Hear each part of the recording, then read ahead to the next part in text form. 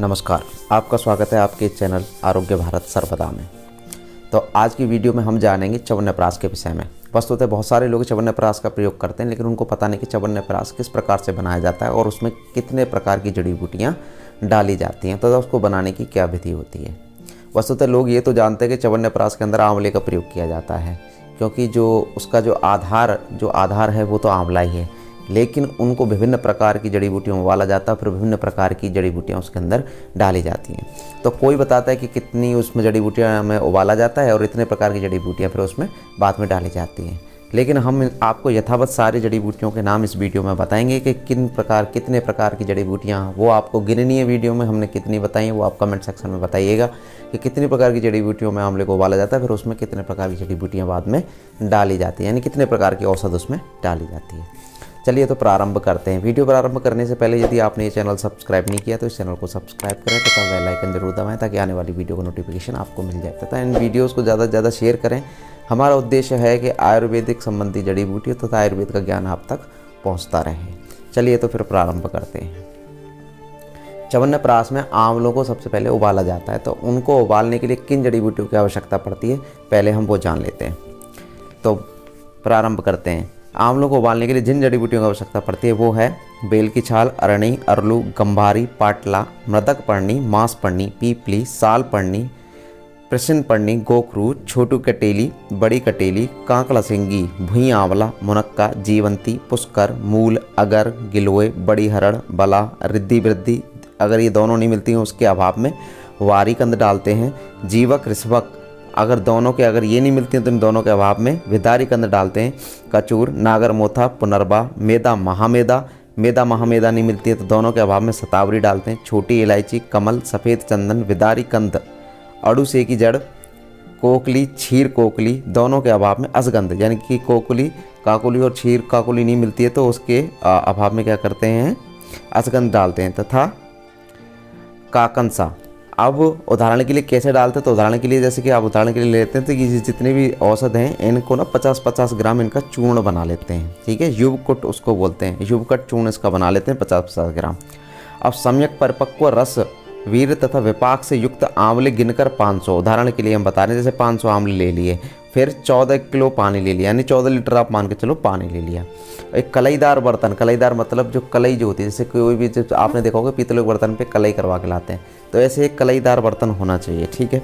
उसमें क्या करते हैं ये लोग, जो च्यवनप्राश बनाते हैं उसमें डालकर उसमें इन सारी जड़ी बूटियों को उसमें पानी गर्म करते हैं। पानी गर्म करने के बाद सारी जड़ी बूटियों को डाल के फिर आंवलों को उसमें डाल देते हैं और उसका पाक प्रारंभ करते हैं। आंवले को एक पोटली में बांधकर डाला जाता है, पर याद रखें ये क्या करते हैं, आंवले को पोटली में बांधकर डालते हैं, बर्तन में उबालने के लिए डाल देते हैं।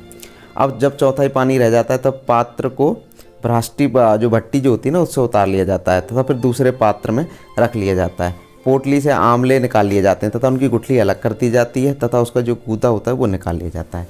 फिर गूदे को क्या करते हैं, ये किसी सूती कपड़े के माध्यम से एकदम एक तरीके से रगड़ लेते हैं, छान लेते हैं, ताकि उसकी जो रेशें हैं वो अलग अलग हो जाएं। बिल्कुल मतलब रेशा नहीं, बिल्कुल गूदा, एक सॉफ्ट गूदा इनको उसमें मिल जाए। जब गूदा तैयार हो जाता है तो क्या करते हैं, फिर 250 ग्राम, उदाहरण के लिए ले रहे हैं, घी लेते हैं उसी मात्रा में, 250 ग्राम घी लेते हैं, इतनी मात्रा जितनी बताई है उसमें घी लेने के बाद तथा उसमें तिल के तेल में इसका पाक करते हैं, घी में तथा तिल के तेल में इसका पाक करते हैं। 250 ग्राम घी लेते हैं, 250 ग्राम तिल का तेल लेते हैं तथा मंद मंद अग्नि पर तब तक भूनते हैं जब तक पानी का अंश जल नहीं जाए, मतलब आंवले के गूंदने में पानी होता है ना, वो जब तक जल नहीं जाए तब तक उसको घी में और तिल के तेल में भूनते हैं, ठीक है। सम्यक पाक होने पर पात्र को नीचे उतार लेते हैं और अब जो पूर्वक क्वाथ तैयार हो जाता है उसमें क्या करते हैं, 3 किलो 400 ग्राम शक्कर डालते हैं, खांड डालते हैं, उसकी चाशनी बनाते हैं, समझ रहे ना आप, तो वो डालते हैं, ठीक है।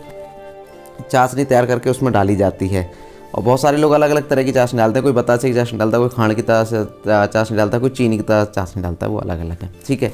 और जब चाशनी बन जाती है तो उसमें भुने आंवले की पिस्टी, जब चाशनी अच्छे से बन गई तो जो आंवला का जो गूदा अच्छे से भून लिया था उसकी पिस्टी को उसमें डाल देते हैं और डालने के बाद फिर उसको पका लेते हैं। और फिर क्या करते हैं, उसके तुरंत बाद पात्र को नीचे उतारकर उसमें वंशलोचन 200 ग्राम डाल लिया, पीपली 200 ग्राम, दालचीनी, तेज़पत्ता, नाग केसर, छोटी इलायची, लौंग और सभी द्रव्यों का अलग जो द्रव्य इसमें बताए हैं, जो औषध इसमें बताई हैं, उसकी 20-20 ग्राम मात्रा लेकर अवले में मिला देते हैं। जब अवले ठंडा हो जाता है तब 300 ग्राम शहद, इतनी मात्रा में जितना आपको बताया 300 ग्राम शहद मिलाकर उसको सुरक्षित कर लेते हैं। अब मात्रा व अनुपात के कितना खाना चाहिए। अब च्यवनप्राश की तो ये तो विधि थी, आपने जाना कि च्यवनप्राश कैसे बनाया जाता है, क्या क्या जड़ी बूटी, लेकिन च्यवनप्राश को कितनी मात्रा लेनी चाहिए, क्या अनुपात होना चाहिए उसका। देखिए चरक संहिता में यह योग है, उसमें इसकी जो मात्रा है वो बताई है। यो परु अंध्यान भोजनम, यो परु अंध्यान भोजनम बताई गई है, अर्थात भोजन करते समय अग्नि मंद ना हो उतना ही आप खा सकते हैं, परंतु 10 से 20 ग्राम प्रातः सायं गाय के दूध के साथ सेवन करना श्रेष्ठ रहता है। अब गुण और उपयोग जानते हैं, च्यवनप्राश का गुण और उपयोग क्या है। च्यवन्य ऋषि इसे खाकर वृद्धावस्था में जवान हो गए थे, क्योंकि च्यवन्य ऋषि ने ही च्यवनप्राश का आविष्कार किया था, तो वो इसे खाकर जवान हो गए थे, इसलिए इसका नाम च्यवनप्राश पड़ा है। एक व्यक्ति को वर्ष भर में 7 किलोग्राम च्यवनप्राश खाने से यह रसायन एवं वाजीकरण का कार्य करता है, वृद्धावस्था को दूर करता है, शरीर में होने वाले रोगों से लड़ने में क्षमता पैदा करता है। यह श्वसन संस्थान की श्रेष्ठ औषधि है। इसका सेवन श्वास राज्य क्षमा, टीबी, वीर्य विकार, स्वप्न दोष, वात पित्त रोग, शुक्र रोग, मूत्र रोग, रक्त पित्त, रक्त प्रदर, बवासीर, शारीरिक दुर्बलता आदि को दूर कर शरीर में स्फूर्ति, कांति और ऊर्जा की वृद्धि करता है। इसमें प्रधान द्रव्य आंवला होने से शरीर में विटामिन, आप सबको पता है कि आंवले में विटामिन सी भरपूर मात्रा में होता है, तो प्रधान द्रव्य इसका आंवला है, इसलिए विटामिन सी की कमी से होने वाले जितने भी रोग हैं उनको ये दूर करता है। रक्त का वर्ण प्रसादान करता है, अम्ल पित्त को दूर करता है, पाचन में तथा रक्त संवहन की क्रिया सुचारू करके मलों का निर्हरण सम्यक बनाता है। तो ये रहा आंवला किस प्रकार से बनता है, उसके गुण क्या हैं। आज की वीडियो में हमने जाना कि आंवले में कितनी प्रकार की जड़ी बूटियों आंवले को उबाला जाता है, फिर किस प्रकार से च्यवनप्राश को तैयार किया जाता है, और फिर उसके गुण और उपयोग क्या हैं और उसकी मात्रा कितनी लेनी चाहिए। इसी प्रकार की अच्छी अच्छी वीडियोस हम आपके लिए लाते रहते हैं। वीडियो आपको कैसी लगी कमेंट सेक्शन में कमेंट करके ज़रूर बताएं। वीडियो को लाइक करें, शेयर करें। फिर मिलते हैं किसी अगली वीडियो में, तब तक के लिए नमस्कार।